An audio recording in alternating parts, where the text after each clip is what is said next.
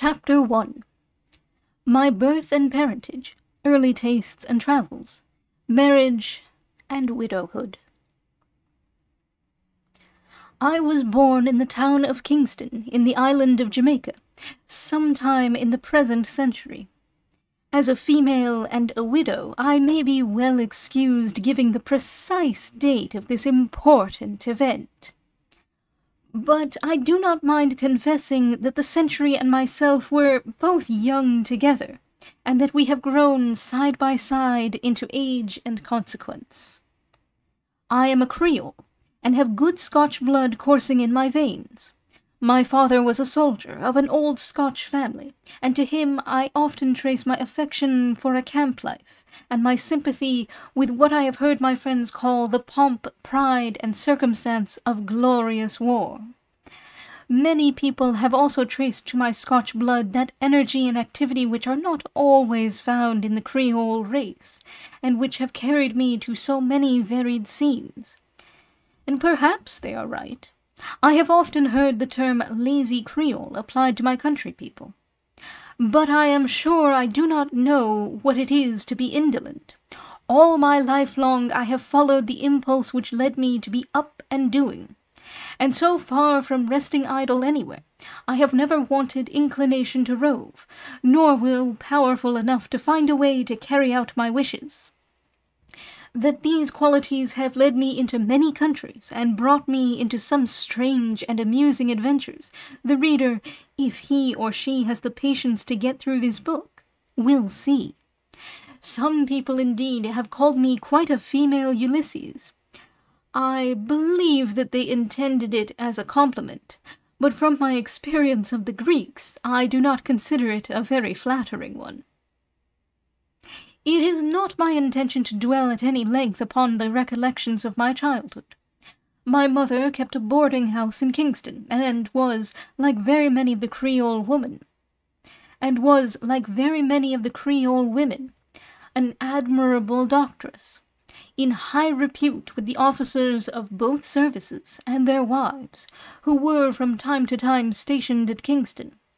It was very natural that I should inherit her tastes. And so I had from early youth a yearning for medical knowledge and practice which has never deserted me. When I was a very young child, I was taken by an old lady, who brought me up in her household among her own grandchildren, and who could scarcely have shown me more kindness had I been one of them. Indeed, I was so spoiled by my kind patroness that, but for being frequently with my mother, I might very likely have grown up idle and useless. But I saw so much of her, and of her patients, that the ambition to become a doctress early took firm root in my mind, and I was very young when I began to make use of the little knowledge I had acquired from watching my mother upon a great sufferer, my doll. I have noticed always what actors children are. If you leave one alone in a room, how soon it clears a little stage, and making an audience out of a few chairs and stools, proceeds to act its childish griefs and blandishments upon its doll. So I also made good use of my dumb companion and confidant, and whatever disease was most prevalent in Kingston, be sure my poor doll soon contracted it. I have had many medical triumphs in later days, and saved some valuable lives.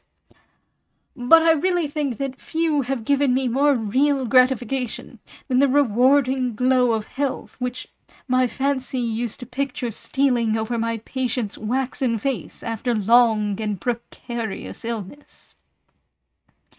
Before long it was very natural that I should seek to extend my practice, and so I found other patients in the dogs and cats around me. Many luckless brutes were made to simulate diseases which were raging among their owners, and had forced down their reluctant throats the remedies which I deemed most likely to suit their supposed complaints. And after a time I rose still higher in my ambition, and despairing of finding another human patient, I proceeded to try my simples and essences upon myself.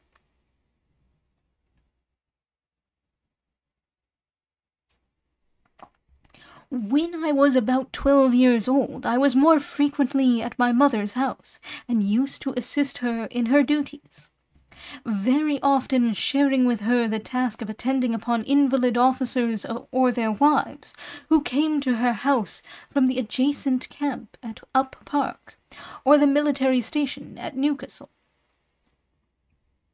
As I grew into womanhood, I began to indulge that longing to travel which will never leave me while I have health and vigor.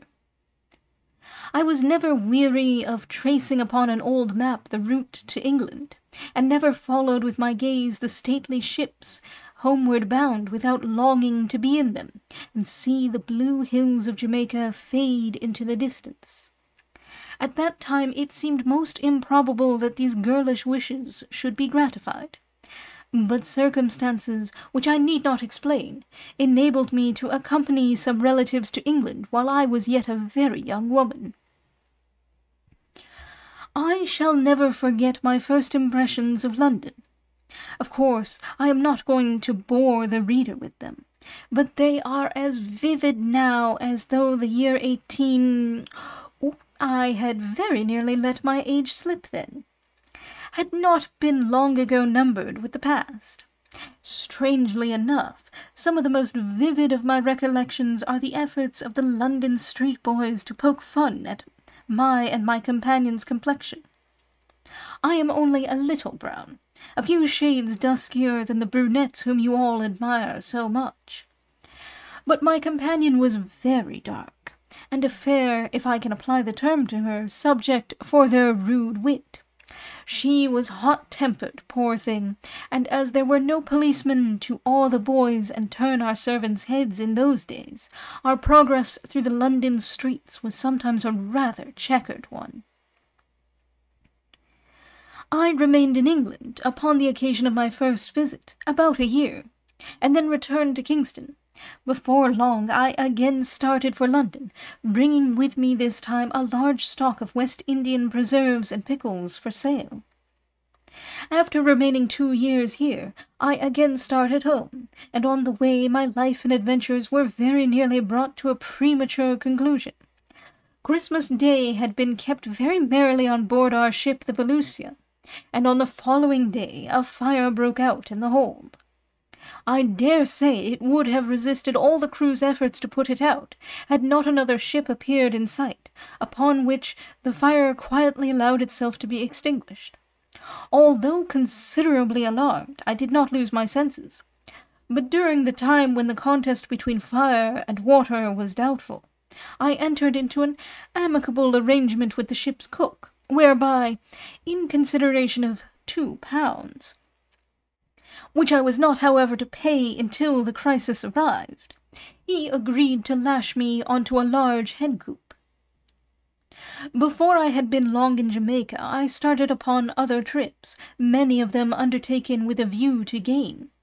Thus I spent some time in New Providence, bringing home with me a large collection of handsome shells and rare shell-work, which created quite a sensation in Kingston, and had a rapid sale. I visited also Haiti and Cuba. But I hasten onward in my narrative. Returned to Kingston, I nursed my old indulgent patroness in her last long illness.